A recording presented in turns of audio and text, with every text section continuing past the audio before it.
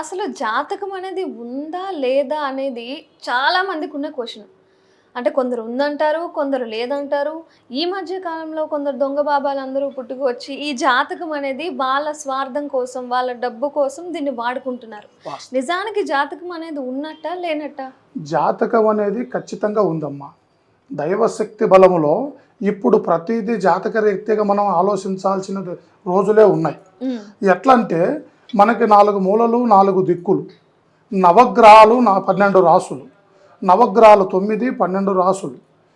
వీటిని బట్టి మనిషి జాతక చక్ర కుండలి ఎలా నడుస్తుంది, ప్రతి మనిషిలో వాళ్ళ నడవడి ఎలా ఉంది, వాళ్ళు ఏ సమస్యకు గురవుతూ బాధపడుతూ ఉన్నారు. జాతక చక్రం అనేది ఇది ఇప్పుడు పుట్టింది కాదు, తాళపత్ర గంధం నుంచి పుట్టింది జాతక చక్రం. మన వాస్తవానికే మనం సైన్స్ని ఒకటి లైన్గా తీసుకునేటట్టుకైతే సైన్స్ చాలా పెద్దది. సైన్స్ కంటే జాతకాన్ని చూసే మొదలైంది సైన్స్.